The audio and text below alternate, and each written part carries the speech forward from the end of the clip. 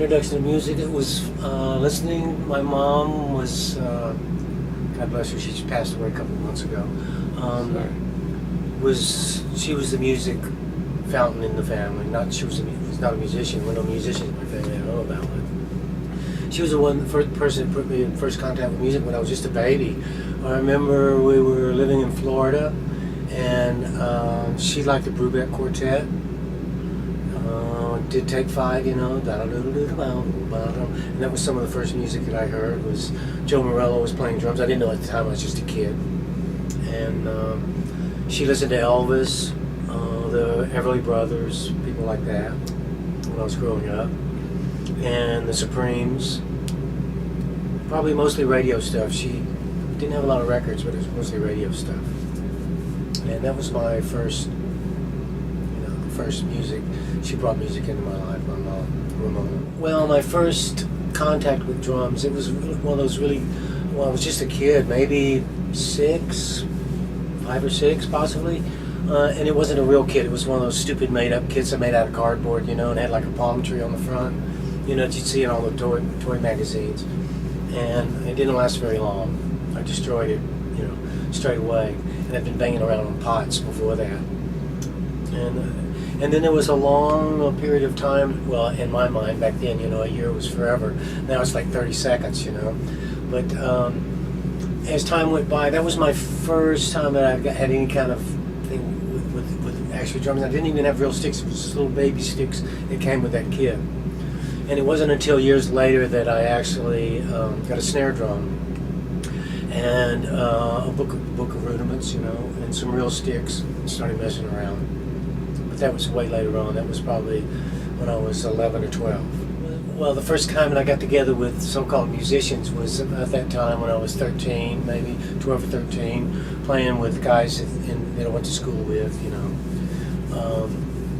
Just banging around in the garage or wherever we could get away with it, you know. And there was a period of time where I switched from drums and wanted to, and because I found the rudiments really tedious and it was very challenging, and the whole independence thing, trying to teach my left side to do one thing and my right hand to do something while my left foot was doing something else, my right foot was doing something else, and you know, and it got really, really tedious working my way through the rudiments. So I thought, oh, I'm going to try guitar. So I played guitar for a while, and I really enjoyed it, but after a year or so of that, I went back to the drums full time. Probably the first really cool, big time band that I heard was probably the Who. Yeah, when I was, I don't know how old I was, but yeah, with the Who, and it was a whole British thing. It was the Who clothes. I think Herman's Hermits were on that bill. I think the Kinks may have been on that bill. It was like a British Invasion kind of thing. So there were some really poppy bands on there, and then the Who closed, and they were like, you know, they were like heavy duty because they were destroying everything, you know. And it was before they started distinguishing between like heavier bands, and it was all the same genre, you know. Anybody that had long hair and played anything other than jazz or swing or big band was a rock band, you know. It was before they started pigeonholing everything, you know. Well, as time went by, and played with more local bands and stuff, and I started playing pretty early on original music with this trio, and it was a strange trio. The guitar player was Brooks Hubbard. He was a guitar player singer, and we had a keyboard player, and he played a C3 with bass pedals. That was a 3-piece band, but it was guitar, keyboards, and drums. And the bass was covered by this keyboard player, and he played foot pedals, you know, with a C3. Because B3s and C3s, when they were just used in churches, you know, they come with a set of bass pedals. And it was really good. He was a Juilliard or some, you know, he graduated. He was way over. He had to dumb down to play with us. He was way over skilled to be playing, you know, in a rock trio. It was so good, and so I was started playing double bass pretty close at the same time, and we would work out all these really cool patterns, and he could play all those awesome patterns with double bass and still play all the keyboard stuff, so it sounded really full. It sounded almost like 4 pieces. And we were doing our own original music, and we were living in New Orleans at the French Quarter. That was kind of like a real mecca at the time. The Allman Brothers were there, Dr. John. It was Pink Floyd were hanging out there. It was a really cool thing going on. I didn't at the time realize how cool it was. You could go to the Warehouse. We would be the opening band at the Warehouse, and the Blue Cheer would play, the Young Rascals. Pink Floyd and the Allman Brothers closed. That was one show, one night. It would go until like 2 in the morning. We opened up, and because we were living in New Orleans, and that was really that was a really fun time. And that was when I first started playing. I was 16, 17, and it was during that period of time when I got it was in that band that some guy that worked with Black Oak heard me play and said that this band that just got signed to Atlantic needed a drummer, and so I gave him my name and number, because even though I was really having a lot of fun, we couldn't get anywhere because their music was really weird. It was speed freak music, and we just played whatever we wanted to play. So we'd have to go way down into Florida to get gigs and stuff. We couldn't get gigs where we lived in Mississippi and Louisiana and around in there. If we didn't play in the French Quarter, then we had to go way out down in southern Florida. There were a few places we could play, and so it just got really frustrating because we ran out of places to play.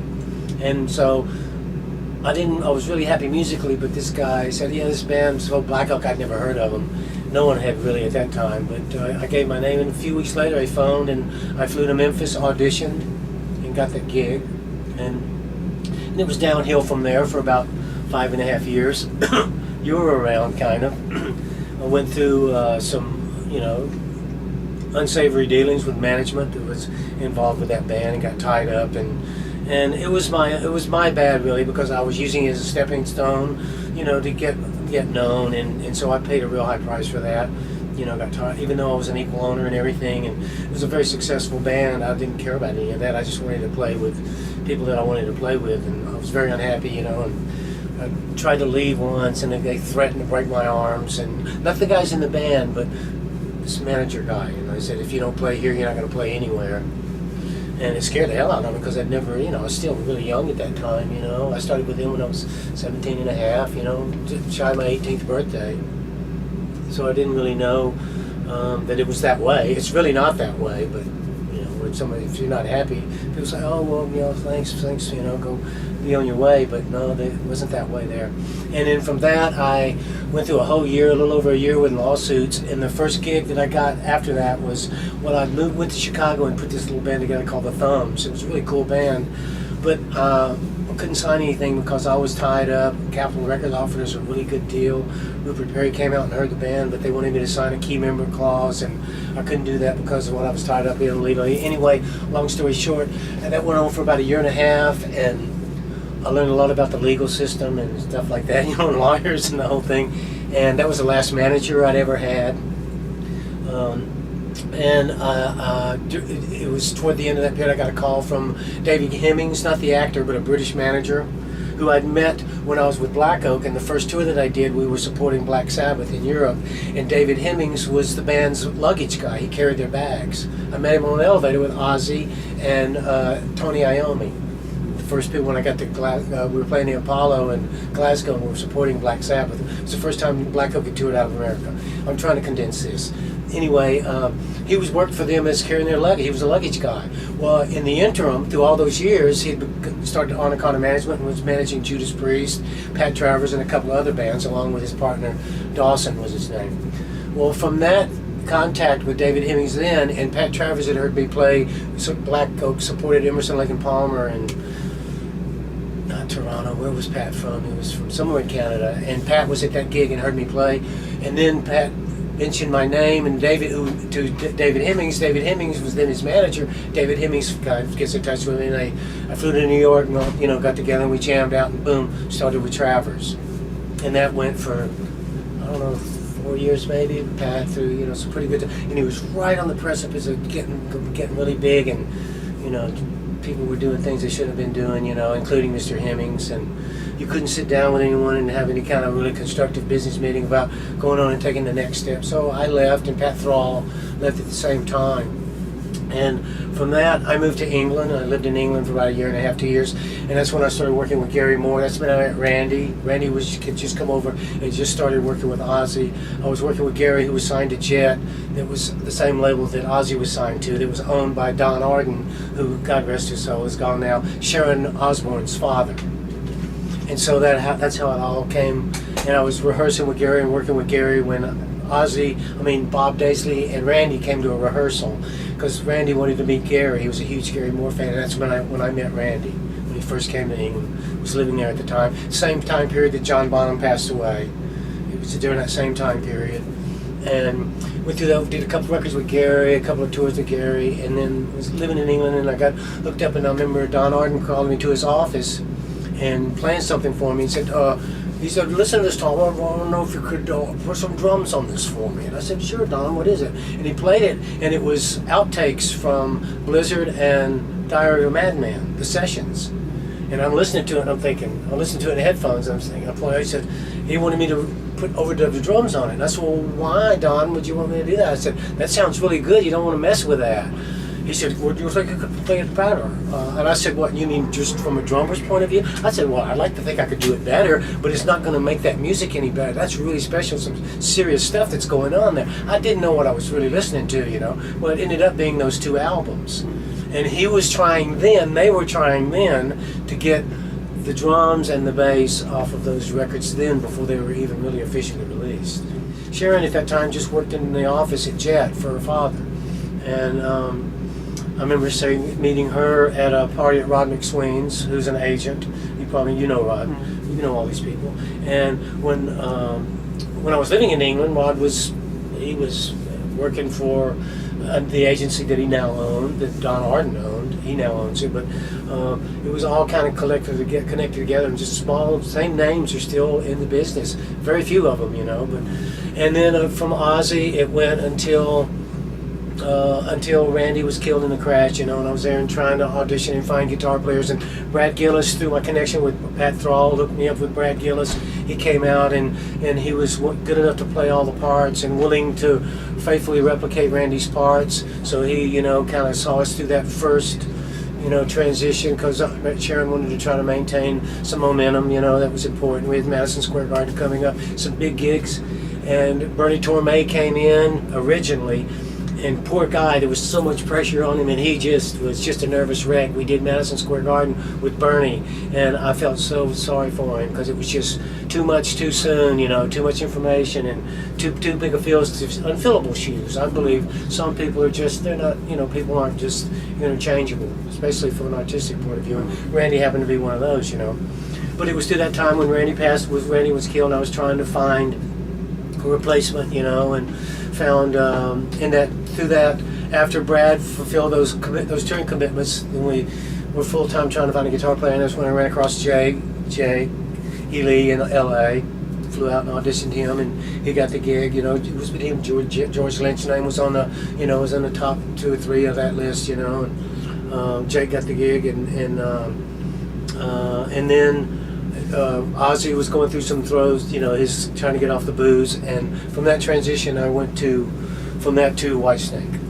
When I left Ozzy, Rudy just left Quiet Riot, and we got together in LA and we're trying to put something together, so we were looking for a guitar player and a singer. Bass player, drummer, looking for a guitar player, singer, and we were flying guys in from all over the place. We were mates for almost a year, you know, auditioning guitarists and singers, and then John Sykes, a good buddy of mine, and he kept saying, "Well, come down, you know, I have to talk with DC," and so I went down and talked with David and John. We went out to dinner, you know, and talked about the Whitesnake thing, and I had a commitment with Rudy, but they were not particularly, I don't know, they weren't that enthusiastic. They were just wanting my services at that time, and I was trying to be faithful to my commitment, you know. And so that's when he went out and anyway, ended up going and hooking up with Ansley and doing the record. Shortly after that is when they were still looking for a rhythm section. Well, David at that point was looking for an entire band, because all of a sudden Sykes, Ainsley, all those guys are out of the picture now. And so we got the singer, and David got the bass player, the rhythm section he was looking for, and then Adrian and Vivian came on board. And that brings us up to the 87 album.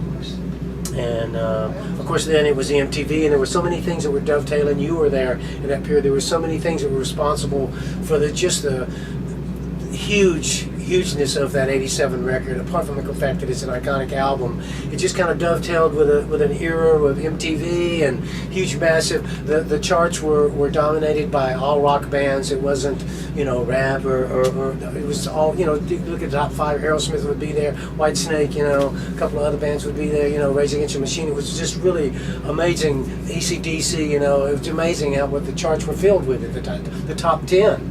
It's so completely different now. So there were so many things that were dovetailing that culminated in, the massive success and appeal of Whitesnake at that particular time. It wasn't just us and, that album and stuff. So there were a lot of things that were party to that level of success, playing 5 nights in every city, and, we were out for a year and a half that first tour, out for 18 months, and that just doesn't happen anymore, And with MTV, and it was almost like being a film star. Everybody knew you were in town. They knew what you looked like. It was, it was just really crazy. It was fun to be a part of that, And thankfully, Whitesnake has enough substance, and there's enough musical integrity that's been maintained. Because David has always been he's always been the thumbprint, and he's always been there with all the personnel changes and this, that, and the other, that's happened. He's the X factor, and so because of the groundwork that's been laid from a stylistic point of view, it's progressive blues rock that's kind of timeless, not to a degree that maybe Led Zeppelin is, that's a whole other stratosphere, and I wouldn't dare compare it to that, but it's not too far away from that. There's the music itself. It doesn't lend itself to be so trendy. You get a Whitesnake fan, they tend to grow with you instead of away from you, which is really the antithesis of most rock band fans, the power band is just why they outgrow you and go to do something else, but we've been able to keep a pretty good, foothold and manage to still be out here and somewhat viable still to this day. And I'm really thankful and blessed to still be a part of that.